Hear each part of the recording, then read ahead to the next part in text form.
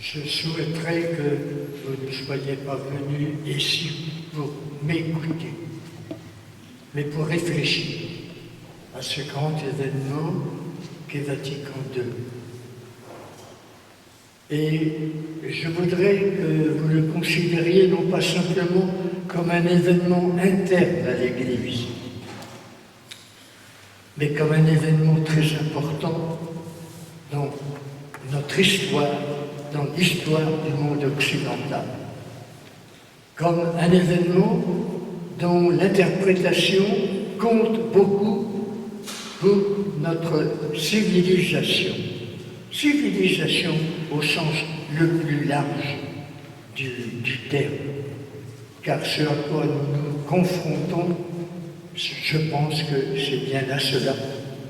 Ce n'est pas simplement au problème que va devenir l'Église ou que va devenir la foi chrétienne, mais c'est aussi le problème que va devenir notre société, que va devenir notre humanité. Et j'essaierai d'élargir ma réflexion à cette dimension-là.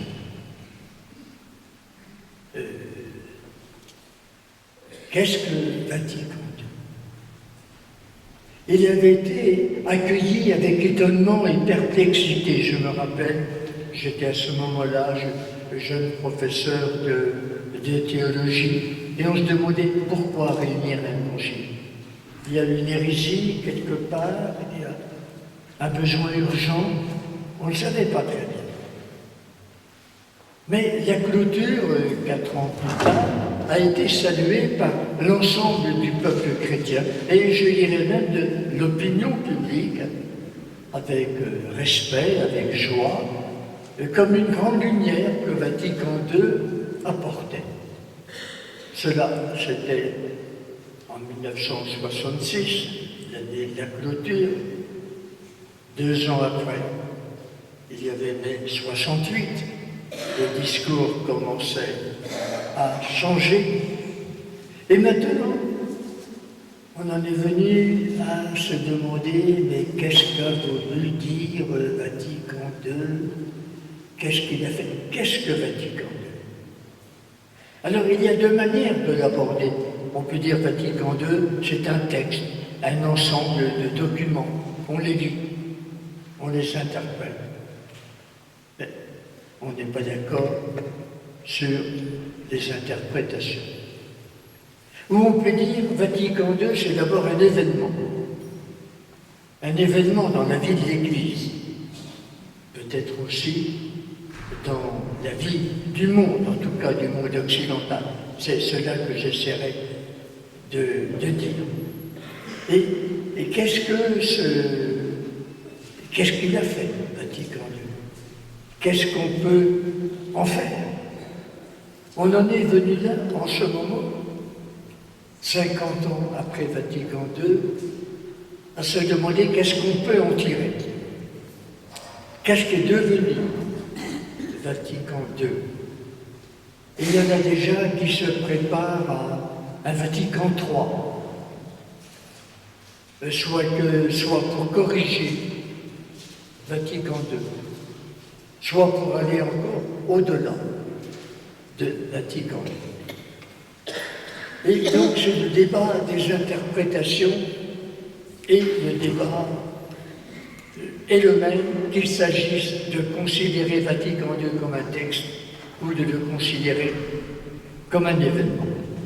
Si on dit c'est un texte, alors on entre dans le conflit de ce qu'on appelle les herméneutiques ou les interprétations du Concile, vous venez de le rappeler tout à l'heure. C'est-à-dire, est-ce qu'on va interpréter Vatican II dans la ligne de la continuité depuis les conciles du Moyen-Âge, depuis le Concile de Trente et depuis à partir de Vatican I pour le ramener dans la grande ligne continue de la tradition chrétienne? Ou bien, est-ce qu'on va l'interpréter dans la ligne de la nouveauté? Généralement, quand les papes émettaient des encycliques, la question qui se posait, c'était toujours qu'est-ce qu'il a dit de nouveau? Un pape qui écrivait une encyclique commençait toujours par dire, par rappeler, comme l'ont dit mes prédécesseurs, de glorieuses ou de bienheureuses mémoires, et on rappelait tous les antécédents, ce qui semblait inviter à interpréter la lettre du pape, en effet, dans la ligne de sa continuité, avec la tradition que le pape lui-même rappelait au début de sa lettre. Mais finalement, qu'est-ce qu'on en retenait? Un mot, ce qu'il avait dit de nouveau, de neuf, qu'on n'avait encore jamais entendu, et on disait, c'est dans ce sens-là que le pape veut aller, ou qu'il veut faire son enseignement. Qu'en est-il pour Vatican II? Si on le considère comme un événement, et c'est ce que je vais faire, il faut le comprendre, cet événement. Et comme tout événement, il faut le situer dans son histoire.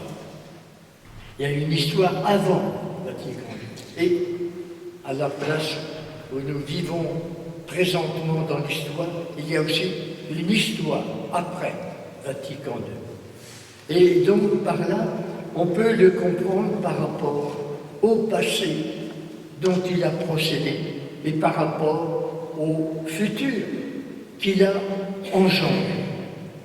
Et ce passé n'est pas simplement un passé religieux, c'est aussi un passé de la civilisation, de la culture, de la société. D'où Vatican II a paru achever, continuer Vatican Ier, mais d'autre part, il a préludé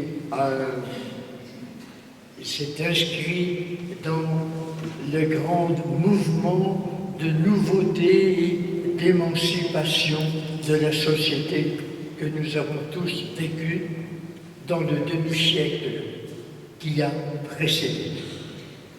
D'où le Vatican II alimente un conflit entre ceux qui sont attachés à la tradition, ceux qui veulent suivre le mouvement de l'histoire. On appelait les uns des conservateurs, des traditionnalistes, les autres parfois des modernistes, ou en tout cas des opportunistes, des gens qui veulent l'évolution de l'Église. Donc, je vais m'intéresser à l'événement Vatican II. Et donc, je vais chercher à le situer dans l'histoire. Et donc, comme je disais, dans l'histoire à la fois de l'Église et de la société. Et donc, je vais d'abord voir quels sont les antécédents de Vatican II. Ensuite, quelles ont été les suites de Vatican II, dont nous avons tous été les témoins, et aussi les acteurs. Et enfin, dans la troisième partie, je voudrais dire comment va-t-on se situer par rapport à Vatican II, qu'allons-nous faire, que pouvons-nous faire aujourd'hui de Vatican II, dans cet avenir de l'Église qui s'annonce obscur, inquiétant, autant d'ailleurs que l'est l'avenir de notre société, sinon de l'humanité. Et c'est surtout sur cette troisième et dernière question que je voudrais m'attarder. Première question, donc, les antécédents de Vatican II.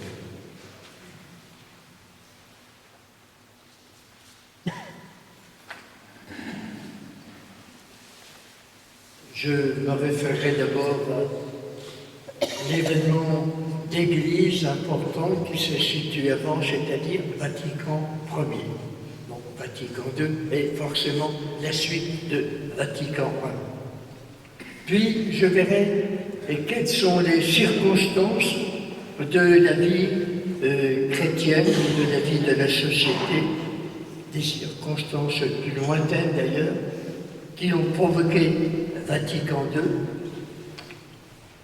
Je passerai rapidement en troisième lieu sur la réaction catholique engendrée qui a voulu stopper ou s'opposer au grand mouvement de sécularisation et de laïcisation du début du siècle, et enfin les causes immédiates de la convocation telles qu'elles ont été invoquées par le pape Jean XXIII.